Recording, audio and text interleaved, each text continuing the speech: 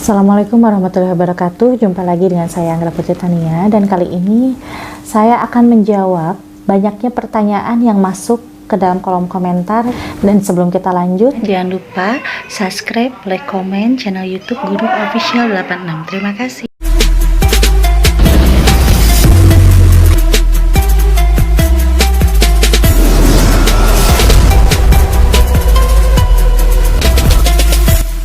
Asal-usul Pak Jokowi, beliau adalah keturunan dari Kerajaan Mataram. Dan untuk yang ke bawah-ke bawahnya sini adalah beliau itu masih ada keturunan dari Sunan Ampel.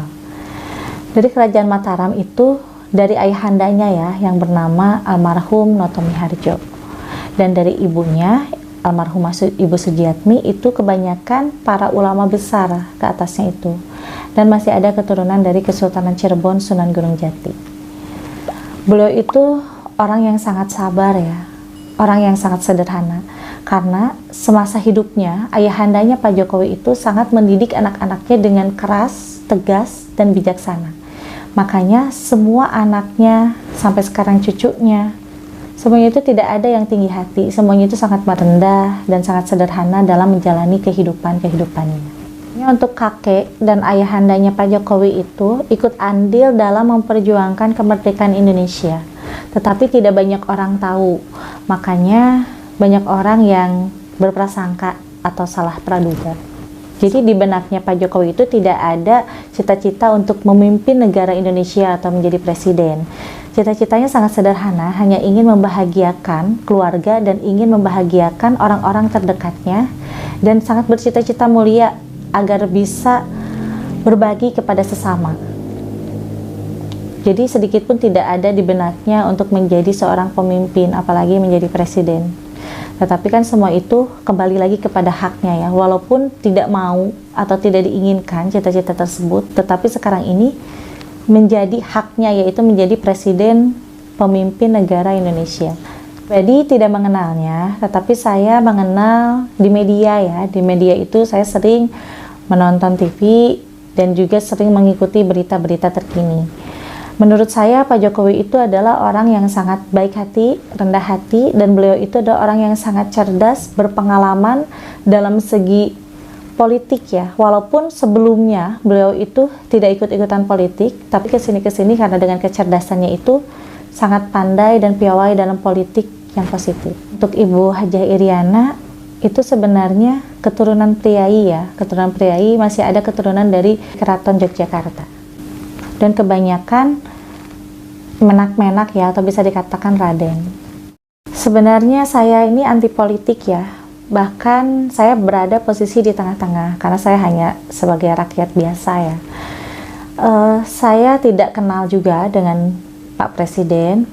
Saya juga melihat Pak Presiden selama ini menjabat selama dua periode ini, saya ngelihatnya kagum ya. Kagumnya itu karena memang beliau itu orang yang sangat sabar.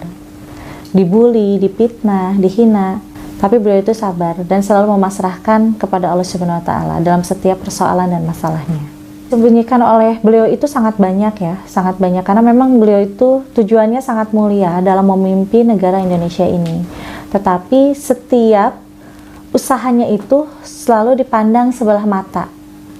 Banyak juga orang yang memang menyukai, menghargai, dan menghormati beliau. Tetapi banyak juga orang yang memang tidak bisa menerima solusi atau arah-arahnya dari beliau. Yang disembunyikan itu untuk saat ini, untuk yang saya lihat ya, beliau itu menyembunyikan akan ada rencana baik untuk kesejahteraan rakyat Indonesia sebelum periodenya habis. Kelebihan dari beliau itu adalah beliau orangnya cerdas. Bahkan beliau itu selalu menerima masukan dari siapapun, tetapi tetap prinsipnya ada di dalam dirinya sendiri. Walaupun banyak sekali masukan-masukan, tetapi beliau percaya dengan dirinya sendiri, karena beliau itu punya keyakinan dengan dirinya sendiri Indonesia bisa maju.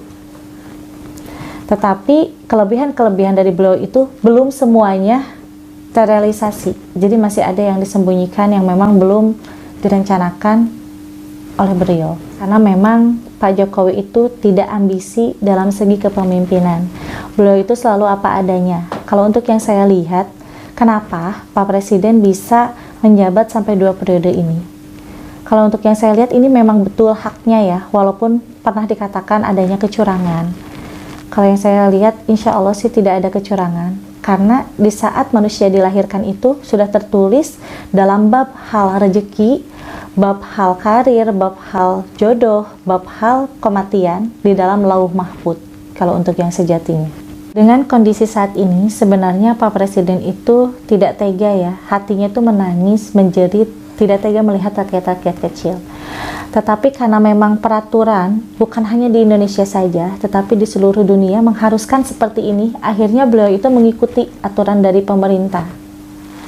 Sebenarnya beliau itu memang ingin menyudahi berita-berita ini, tetapi memang kenyataannya seperti ini dan mengharuskan beliau mengikuti atau mengiyakan peraturan ini.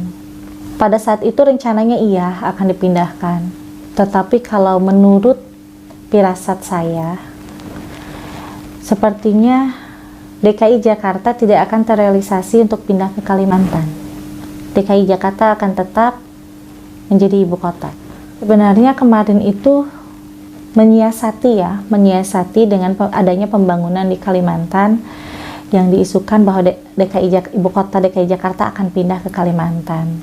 Tetapi dengan adanya adanya berita-berita tentang masalah wabah, akhirnya diberhentikanlah pembangunan di Kalimantan. Dan kenapa di Kalimantan itu dibangun? Asalnya itu untuk mensiasati banyaknya penduduk yang ada di ibu kota DKI Jakarta, agar ada sebagian atau bisa seperempatnya pindah ke Kalimantan, kalau dikatakan bahwa Kalimantan itu akan menjadi penggantinya ibu kota DKI Jakarta. Beliau selama menjabat tidak pernah merasakan ketenangan dan kenyamanan, karena yang beliau pikirkan itu selalu rakyat dan rakyat. Jadi di dalam lingkup pekerjaannya, beliau itu sebenarnya tidak pernah memikirkan dirinya sendiri. Beliau selalu memikirkan rakyat-rakyat kecil. Dan bahkan beliau juga sebenarnya kalau dalam segi sedekah, dalam segi kebaikan itu udah gak usah ditanya lagi, karena orang-orang terdekatnya juga pasti tahu ya.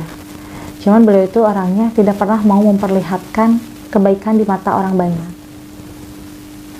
Walaupun di dalam lingkup kerjanya banyak sekali orang yang mau menggoyahkan beliau, yang ingin juga menghancurkan beliau, tetapi beliau menghadapinya dengan santai dan berserah diri kepada Allah Subhanahu wa Ta'ala.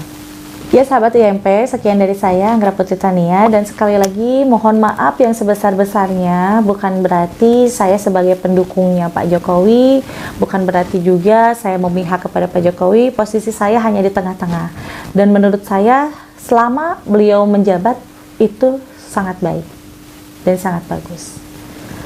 Wassalamualaikum warahmatullahi wabarakatuh.